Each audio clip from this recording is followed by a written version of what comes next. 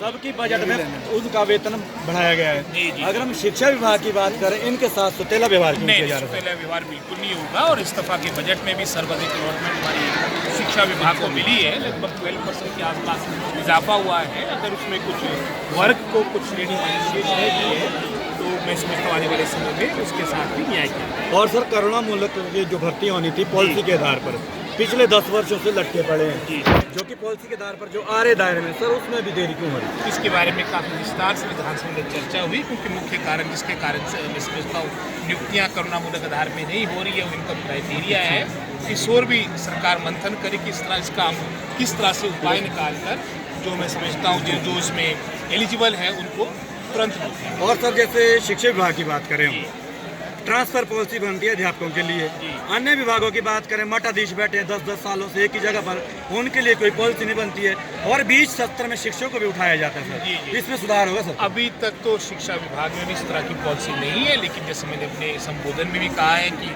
पूरे हिमाचल प्रदेश का सबसे बड़ा विभाग है। लगभग 50% से ऊपर जो आपके अधिकारी है, कर्मचारी है, वो शिक्षा विभाग के हैं। तो स्वाभाविक है कि ट्रांसफर भी शिक्षा विभाग की ज़्यादा होगी। लेकिन मेरा अपना व्यक्तिगत मानना है कि भविष्य में आपकी कोई ना कोई नीति खींची है, चाहे शिक्षा विभाग की बात हो, चाहे हेल्थ डिपार्टमेंट की बात हो, और जब तक नीति ना बने तब तक कम से कम ये अनिवार्य हो कि एकेडमिक सेशन के दौरान कोई। सर, ये शिक्षा विभाग आपका डाउन क्यों स्तर हो रहा आपका? ये प्राइवेट स्कूलों में ज़्यादा मान्यता हो रही है और गवर्नमेंट स्कूल में लड़के नहीं आ रहे, ये क्या कारण हो सकता है? एक तरह से जो एक्सपेंशन मैं समझ निरंतर पिछले 30-35 साल में हुई है, कहीं ना कहीं अब समय आ चुका है कि हम अपना कंसोलिडेट करें। उदाहरण के तौर पे हम चुनाव से पहले स्कूलों को खोल देते हैं, कॉलेजेस को खोल देते हैं। अगर आप पिछली सरकार के कार्यकाल का भी देखेंगे, शुरू के 4.5 वर्षों में सिर्फ 2 महाविद्यालय खोले गए और जब चुनाव नज़दीक आ रहे थे तो 2 दर्जन खोल दिए। लगभग उससे पहले का भी लगभग मिलती जुलती बातें रही है। आज समय आ चुका कि राजनीति से ऊपर उठकर, जैसे उदाहरण के तौर पे एकेडमिक सेशन के दौरान आपके ट्रांसफरें ना हो, कम से कम राजनीति आपके शिक्षा विभाग और अन्य विभागों में भी आए, ताकि एक तरह से अच्छी गवर्नेंस हो सके। और सर, यहाँ पर एक मामला है पार्किंग का, चलो ये नगर परिषद के पास है, निचले 2 मंजिल वो पैसा ले रहे हैं। अगर हम यहाँ जो स्कूल के पास भवन है, अंदर से बहुत खस्ता हालत है, तो सर आप पाते मामला भी आया था कुछ, भाई इसको शिक्षा विभाग के अंडर लिया जाए। मामला मेरे भी संज्ञान में आया है, मैं इसके बारे में विस्तार से करूँगा। बाकी भाई नंदलाल जी जो स्थानीय विधायक है, इसका कैसे रास्ता निकल सकता है, वो प्रयासरत है।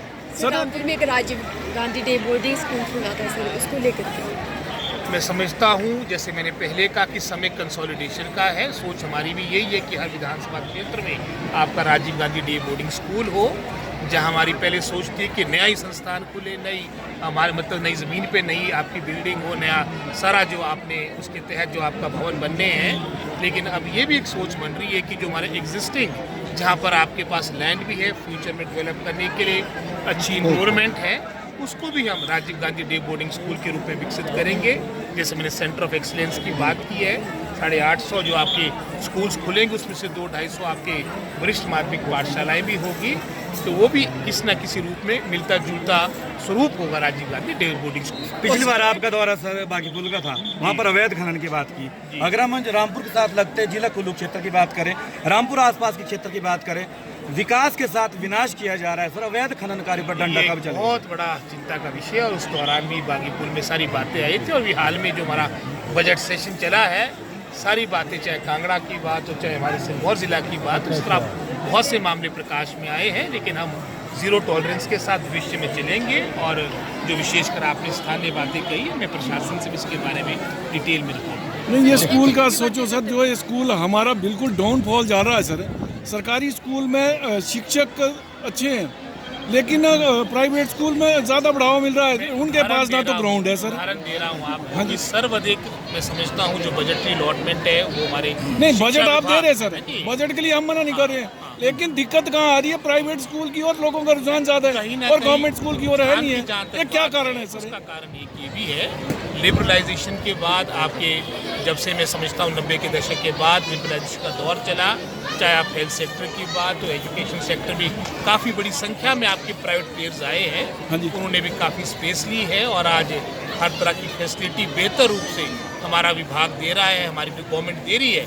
लेकिन वर्तमान में कहीं ना कहीं अट्रैक्शन निजी स्कूल के प्रति, उसको मैं समझता हूँ चलो वो भी अपने स्तर पे वो भी फले फूले, लेकिन हम तो अपने विभाग के सरकारी स्तर पे हमारे स्कूल अच्छे हो इसके लिए हम बिल्कुल प्रयास करेंगे। नहीं, प्रयास तो हो रहा सर, हम भी मान रहे हैं इस चीज़ को, लेकिन यहाँ नहीं, दिक्कत प्रयास तो यही हो रहा है ना कि स्कूल सबसे बड़ा ये है। बच्चे तो इसी स्कूल से नहीं पढ़े नहीं, सर। हाँ जी। इसमें हम ये कर रहे हैं जैसे उदाहरण के तौर पे पॉलिटिक्स कम से कम हो, हमारे विभाग में पॉलिटिक्स कम से कम हो, ट्रांसफर्स आपकी एकेडमिक सेशन के दौरान ना हो, इसके लिए बिल्कुल मैं आने वाले समय में हम एक मजबूत सोच के साथ आगे चलेंगे, क्योंकि पॉलिटिक्स आज से पहले बहुत रही है, एकदम से रोकना भी इतना आसान काम नहीं है ना जी। आने वाले समय में एक मजबूत इच्छा शक्ति के साथ हमारा पूरा प्रयास होगा कि हम शिक्षा विभाग में अच्छे परिणाम लाएंगे। ठीक है, थैंक यू। एनटीटी के बारे में माननीय मुख्यमंत्री ने अपने बजट भाषण में भी कहा है, लेकिन जो भी नियुक्तियाँ होगी, चाहे वो जेबीटी की है, चाहे आपकी शास्त्री की है, चाहे एनटीटी की है, वो एनसीटी गाइडलाइंस के अकॉर्डिंग होगी, और ये शीघ्र मैं समझता हूँ